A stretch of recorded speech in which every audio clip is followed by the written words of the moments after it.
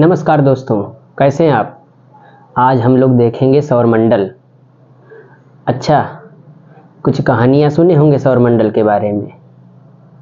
अभी हम जिक्र करेंगे, खुद ही पता चलेगा कि अरे ऐसा तो हमारे साथ हुआ है।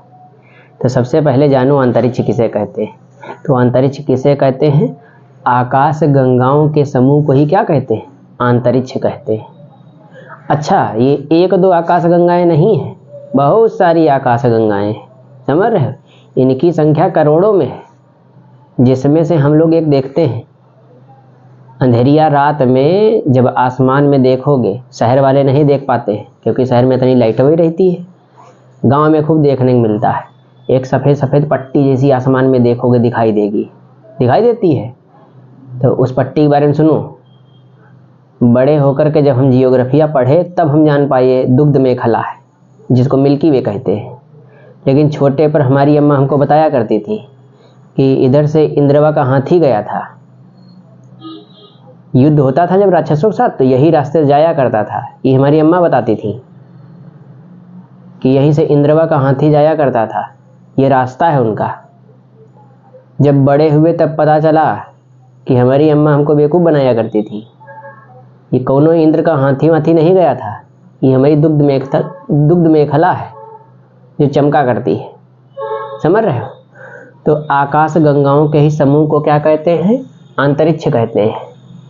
ये अंतरिक्ष होता है, अंतरिक्ष नहीं होता है। हम लेके जैसे बोलते हैं तो उसमें अंतरिक्ष ही निकलता है अपनी अपनी भाषा है। आकाश गंगा किसे कहते हैं? तारों के समूह को कहते हैं।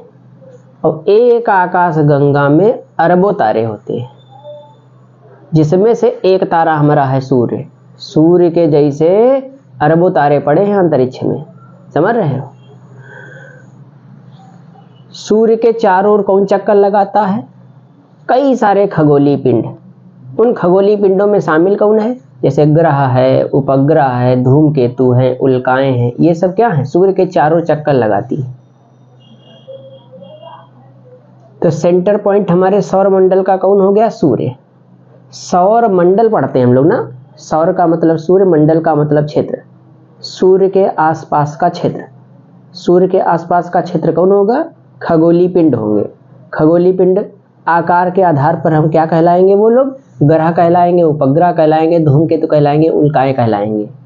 तारा किसे कहते हैं? जिसका स्वयं का प्रकाश हो और दूसरों को भी प्रकाशित करे, तभी वो क्या कहलाता है? तारा कहलाता है। अच्छा, इस सूर्य में ऊर्जा कहाँ से आती है? तो एक क्रिया होती है नाभिकीय संलयन की। नाभिकीय संलयन क्रिया क्या होती है? तुमने हाइड्रोजन के समस्थानिक पढ़े होंगे केमिस्ट्री में, प्रोटियम, ड्यूटेरियम, ट्राइटियम। तो उसी में से दो ड्यूटेरियम जब आपस में क्रिया करते हैं तो एक अल्फा कण यानी हीलियम बनाते, साथ में ऊर्जा जो निकलती वही हमारी ऊर्जा हमें प्राप्त होती है। तो नाभिकीय संलयन क्रिया के द्वारा जो ऊर्जा प्राप्त होती है वही सूर्य की ऊर्जा हम लोग प्राप्त करते हैं, समझ रहे हैं। अब सूर्य के आसपास चक्कर को लगाते हैं ग्रह।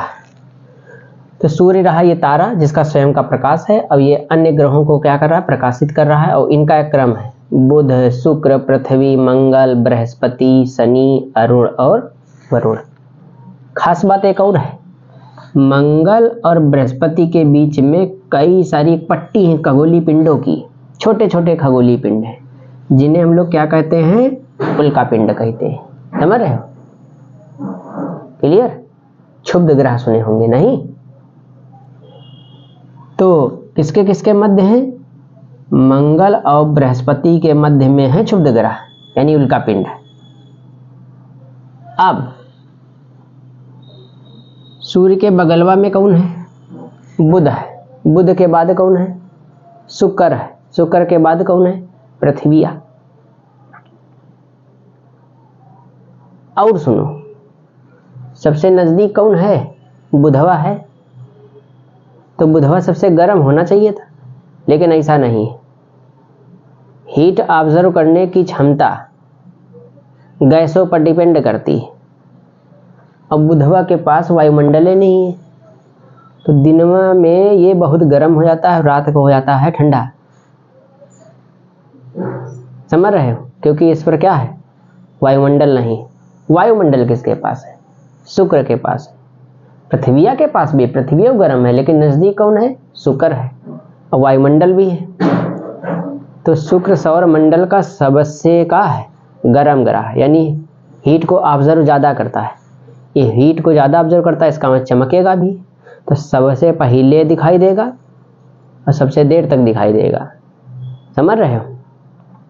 जैसे तुमने राह चलते देखा होगा, मान लो 4-5 लड़कियों का झुंड आ रहा है, उसमें से सबसे पहले तुम दूर खड़े हो, 200 मीटर दूरी खड़े हो, तुम्हें सबसे पहले कौन लड़कियां नजर आएगी? जिनके ज़्यादा पुताई हुई होगी। देखोगे दूर से चमकेगी, नहीं चमकेगी? अब कहाँ तक दिखाई देगी? तो जब दूर से पहली बार दिखी थी और फिर जब जाएगी पास से होते हुए तो दूर तक दिखेगी भी, क्योंकि वही तो चमक रही है। ज़्यादा पुताई किसको हुई है? तो जिसको ज़्यादा पुताई चली होगी, चेहरवा पे 4-5 लेयर चली होंगी, वही सबसे पहले दिखाई देगी और दूर तक दिखाई देगी। तो यहाँ सबसे पहले कौन दिखाई देगा? जो सबसे पहले चमका होगा। सबसे पहले चमकेगा कौन? जिस पर वायुमंडल होगा। वायुमंडल है कौन? शुक्रवा के पास है। तो शुक्र ग्रह सबसे पहले चमकेगा और सबसे देर तक चमकेगा, इसीलिए इसे क्या कहते हैं? सांझ और भोर का तारा। शाम को सबसे पहले दिखाई देगा और सुबह तक दिखाई देगा। दैनिक तापमांतर सबसे ज़्यादा किसका होगा? यानी दिन और रात के तापमान में अंतर, तो जिसके पास वायुमंडल नहीं होगा। तो वायुमंडल किसके पास नहीं? बुध के पास नहीं। बुध के पास वायुमंडल नहीं है। इसमें होता फिर क्या है? दिन को ये बहुत गर्म हो जाता है और रात को क्या होता है? बहुत ठंडा। तो दिन और रात में तापमान में क्या हो जाता है? बहुत ज़्यादा अंतर हो जाता है। अच्छा, जीवन किस पर संभव है? पृथ्वी पर। तो नॉर्मल भाषा में अगर एक लाइन में तुमसे कोई पूछे कि पृथ्वी किसे कहते हैं, तो कहोगे सौर मंडल का एकमात्र ग्रह जिस पर जीवन है वही उसे क्या कहते हैं? पृथ्वी कहते हैं। बाकी ये मत बताना तना पानी है, तना स्थलखंड है, इसलिए नीला ग्रह कहते हैं। पानी उपस्थित होने के कारण से नीला ग्रह कहते हैं। लेकिन नॉर्मल भाषा में पृथ्वी पूछे किसे कहते हैं, तो कह दो सौर मंडल का एकमात्र ऐसा ग्रह जिस पर जीवन है उसे पृथ्वी कहते हैं। समझ में आया? पृथ्वी से ही हम लोग देख पा रहे हैं सूर्य को, और सूर्य तारा है। और हमने बताया कि हमारी दुग्ध मेखला में अरबों तारे हैं, तो सूर्य के बाद भी तो कोई तारा होगा। तो सूर्य के पश्चात कौन सा तारा है? दूसरा नियरेस्ट, नज़दीक का, प्रॉक्सिमा सेंचुरी। तो Proxima Centauri is the second nearest star of the earth. पृथ्वी के दूसर का नज़दीक का तारा कौन है? Proxima Centauri. और सबसे नियरेस्ट कौन है? सूर्य। समझ में आ रहा है? धीरे धीरे कई सारी चीज़ें बताएंगे अगली क्लास में। तब तक इतना क्लियर हुआ कि नहीं? एक बार देख लो पूरा।